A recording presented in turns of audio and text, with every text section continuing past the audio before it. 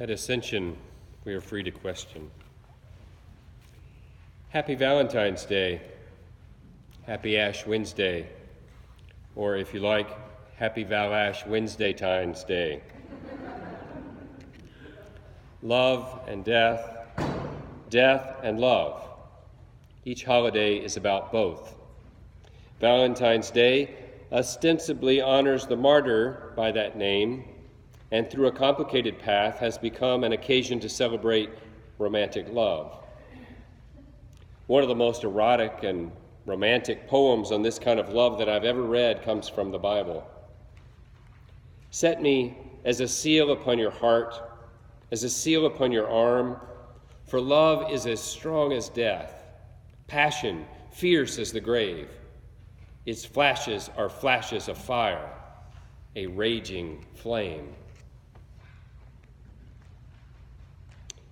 It may be quite some time since you have felt that kind of passion, the kind of passion that stamps a rich red wax seal on your heart, seals and keeps it for only you and your true love, the kind of love that you feel down deep in your toes and sends butterflies through your tummy.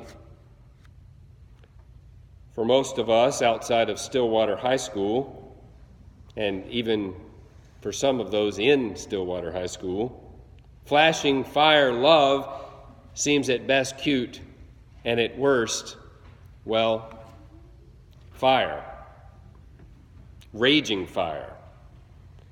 And that's not something that people tend to want to deal with most of the time. In fact, we spend a lot of Washington County tax money to make sure raging fires can be contained.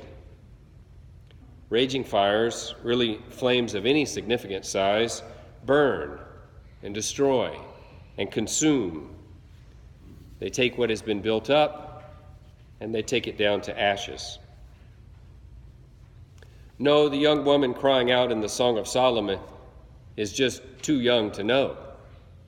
Just too young to know how quickly the flames of love die out, extinguished by their own intensity, melting the rich red wax sealed us of our beloved, and exposing us to the inevitable suitor, the one who dresses in ashes.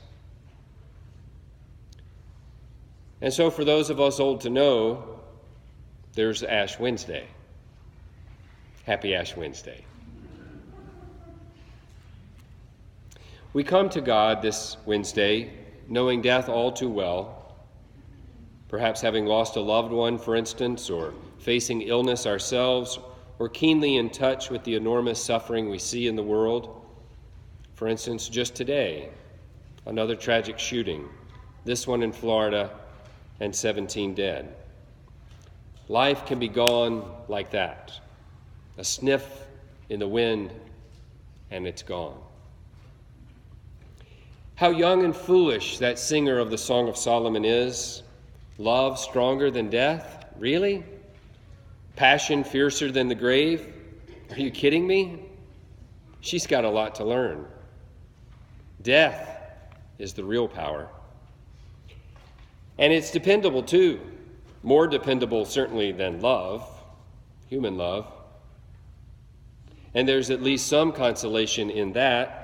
Consolation in our knowing that we are people of an age who won't turn away, who will look each other in the eye and unstaunchingly admit to one another the grim fact that life ends. We nod respectfully at one another, sagely even, and we trade that rich red seal of melted wax for the mark of ashes on our forehead, the symbol that we are the ones who know. So it's times like these that we really need someone who's wise. I mean, we need somebody wise to wake us up. Somebody, say, like Woody Allen. Woody Allen said, "The mind embraces all the nobler aspirations, like poetry and philosophy, but the body has all the fun." That's right. Maybe that passionate young lover of Song of Solomon had the right inclination. Maybe the body is the right place to be. At the University of Texas at Austin, there's a fascinating research professor named Dr. Kristen Neff. Most of her life's work has involved studying self-compassion. Through a number of clinical studies, she's discovered something very surprising. If you will, take your hand for a moment and place it right here, just alongside your cheek. Isn't that a comforting feeling? Isn't that a nice feeling? Christian Neff has shown in clinical studies that when we show our body physical affection and kindness, like this, patting ourselves on the back, rubbing our chest, we actually experience the kindness in our body with a physiological response that is virtually the same as if we had received that same gesture from another person. That's really good news. That sounds like the kind of good news that comes from the God we worship, a God who is of the body. Because God wanted a body.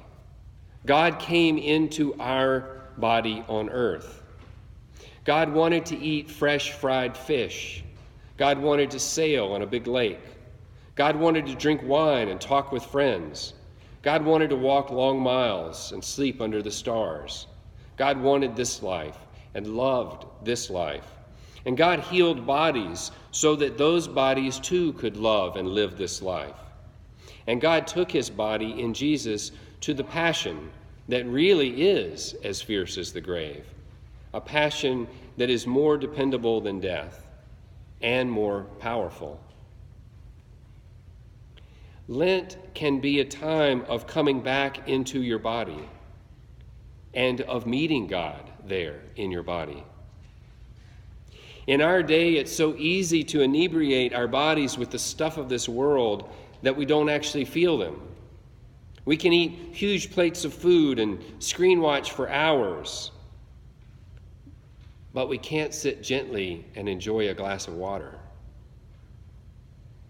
Or we demand so much from our bodies as we strive to justify ourselves to everyone and everything that we can't slow down.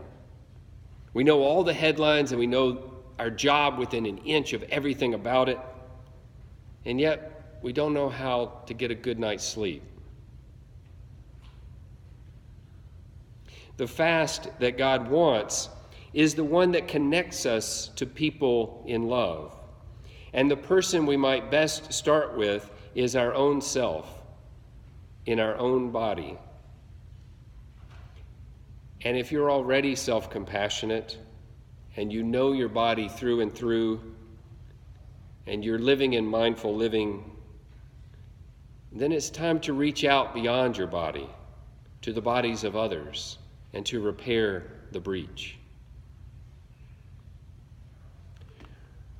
Early love melts its own seal as it burns, and by its ashes we remember that we are but dust. But as close as our own hand is the love of God who cares for his children, who has compassion on his children, who knows what we're made of, who knows our body. And he says, place your hand right here on your heartbeat. For where your treasure is, there your heart will be also.